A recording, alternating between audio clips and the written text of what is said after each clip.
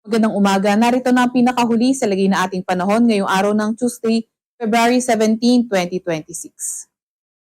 Narito rin ang ating pinakahuling satellite image kung saan ang northeast monsoon o amihan sa extreme northern Luzon nakakaapekto at ang easterlies o yung mainit na hangin galing kadagatang Pasipiko nakakaapekto sa nalalabing bahagi ng ating bansa. Mapapansin nga rin natin sa ating latest satellite image na halos walang kaulapan or halos malinis yung ating landmass.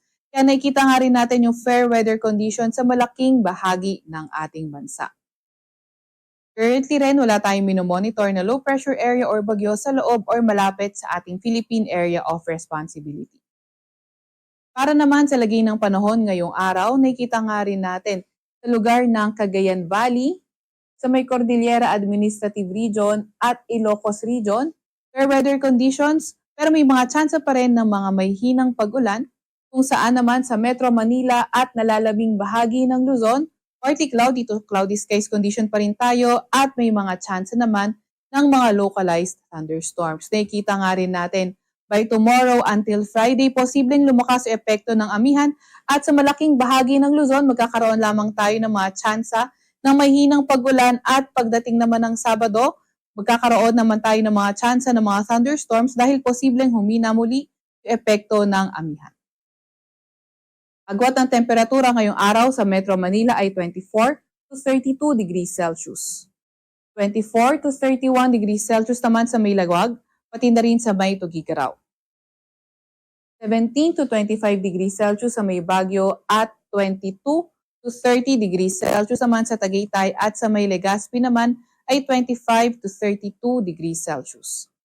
Agwat naman ng temperatura ngayong araw sa Puerto Princesa ay 24 to 32 degrees Celsius at 25 to 32 degrees Celsius naman sa may Kalayaan Islands.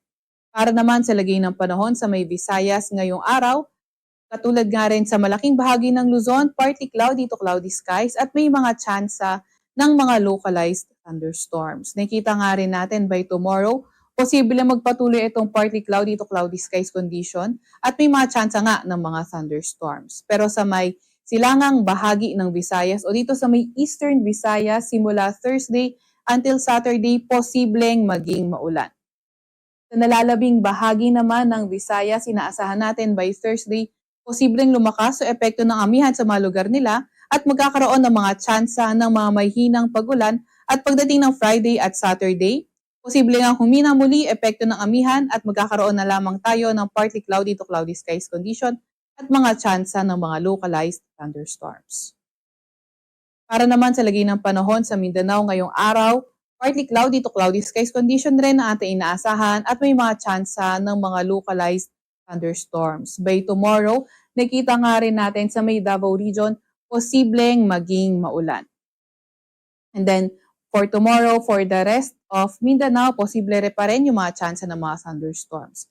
Nakikita nga rin natin by Thursday and Friday, posibleng maging maulan sa malaking bahagi ng Mindanao, mostly dito sa may northern at eastern part. And then the rest of Mindanao, fair weather with chances of thunderstorms. And pagdating naman ng Sabado, mostly sa may silangang bahagi na lamang ng Mindanao, posible na maging maulan.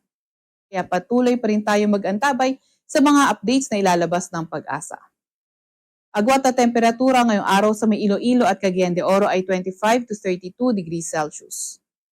Sa Cebu naman ay 26 to 32 degrees Celsius at 24 to 32 degrees Celsius naman sa may Tacloban. Agwat ng temperatura ngayong araw sa may Davao ay 25 to 33 degrees Celsius at 24 to 34 degrees Celsius naman sa may Zamboanga. Sa kasalukuyan, wala rin naman tayo nakataas na gale warning sa kahit na anong dagat baybayin ng ating bansa, pero pinag-iingat pa rin yung mga papalaot sa extreme northern Luzon dahil posible yung katamtaman hanggang sa maalong karagatan. Sa Kalakang, Maynila, ang araw ay sisikat ng 6:19 ng umaga at lulubog ng 6:01 ng hapon. Huwag magpapahuli sa update ng Pag-asa. I-follow at i-like ka aming X at Facebook account, DOST_Pag-asa or DOST-Pag-asa. Mag-subscribe sa aming YouTube channel, DOST-Pag-asa Weather Report at para sa mas detalyadong impormasyon, bisitahin na aming website pag-asa.dost.gov.ph at panahon.gov.ph.